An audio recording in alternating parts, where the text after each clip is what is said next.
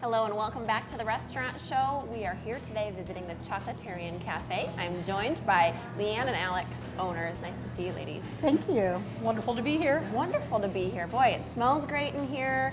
Lots of folks here having a lovely time, enjoying themselves, and I'm excited because we're going to have some fun today and learn a few things. What are we doing first? Today we are going to turn a chocolate cake into a Yule log, which is a holiday traditional cake that comes from France, and we're just going to take this thing and make it beautiful. I love it. Let's do it. This will be Okay. my first Yule log, so I'm excited to learn. Wonderful. So we've got a soft chocolate cake, a sponge, really long. We made it in this big sheet pan. We need to cut it so that it's going to look like a log. Okay. So we're just going to take this guy and cut it in half. Gorgeous. Okay. So tell us the steps real quick that got you to this process. Sure. We made a sponge cake and then spread it into a sheet pan like this and baked it off for about 10 minutes. Wonderful. A sponge cake is nice and soft. As you can see, it's very spongy, for lack of a better word, right? Well named. Yeah, exactly.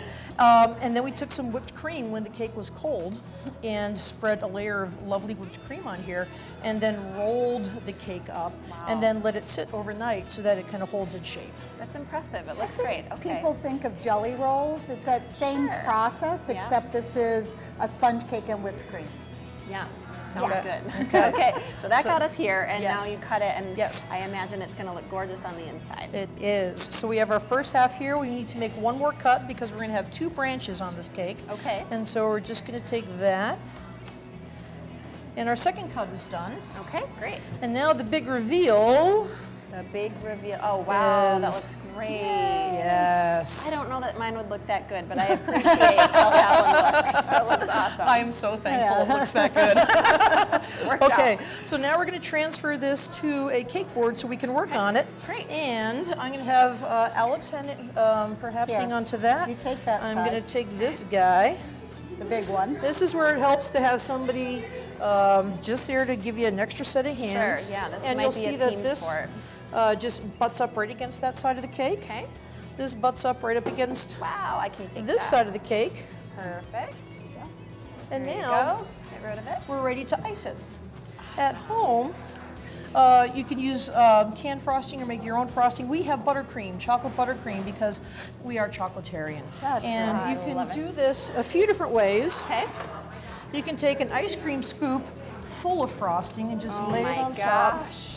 And We like ice cream spread scoops full it. of frosting. Yeah, We right. do. That sounds good. And you'll see very quickly how you can cover up those joints, okay? yeah. That's a great way to do it. What we do to make it go a little faster Okay. is put our frosting into a piping bag Oh, great. that's got this gigantic nozzle on it. And so this Ooh, and that makes it look is cute. so much faster. Yeah. Nice. Okay, A all good the tip- tricks of the trade. Yeah, another trick of the trade when you're working with a piping bag, keep your hand on the open side so the stuff doesn't slop out. Huh. And That's important. You learn that the hard way The hard around way, here, I'll yes. just tell you. And then you There's always been a little frosting on the Yeah. floor here yes. and there. And you'll also want to keep the business end up, so again, so it doesn't kind of slop out on you. Huh, okay, the So, business end. The I like business it. end of the frosting. So this is really a traditional dish or dessert. It so is. It's actually a very French traditional Christmas, specifically Christmas, dessert. And you also find it in French colonies, Quebec, Switzerland, Belgium. Pretty much anywhere they speak French, you'll find the bûche de Noël is the French way of Bûche saying de it. Noël. Bûche de Noël, and otherwise known as the Yule log. And they believe that it was adopted as a dessert after the old tradition of actually keeping a log for Christmas, a Yule log for the fire, went by the wayside. When heating your home with a fireplace or a stove of some sort was no longer a thing, nobody kept a Yule log. And so they started making these cakes and called them Yule logs at that point. And that would have been probably in the 19th century, mid-19th century, when it went from an actual log for a fire to a dessert log, which is much tastier. I was going to say, I like the dessert log better. Yeah, the dessert log is a pretty cool thing. So not just delicious here on the restaurant show, but you get a history lesson That's too. right, a little bit of a history lesson. Okay, but it's a fairly, it's a fairly newish I love it. I think it's great. tradition. Okay, now our Yule log is all frosted, so what's our next step?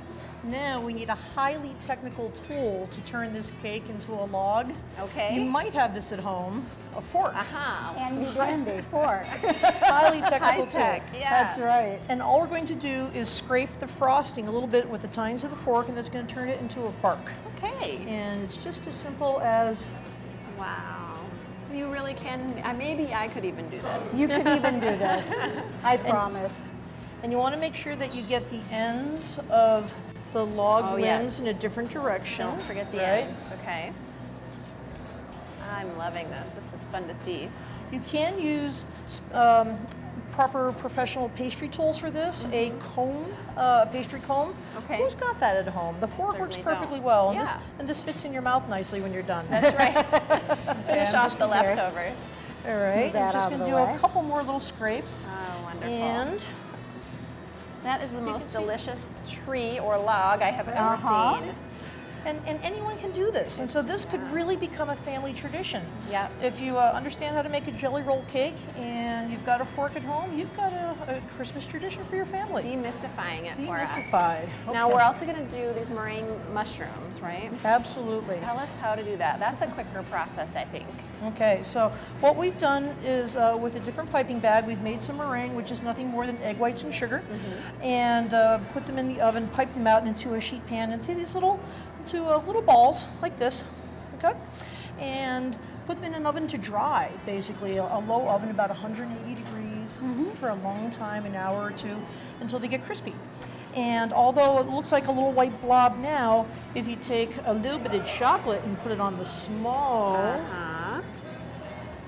Anytime we're using chocolate as glue, sign me Well, up. I was like going it. to say, we use royal icing as glue on Yes. our gingerbread houses. That's a great gingerbread We use house, chocolate too. as glue over here. Yeah.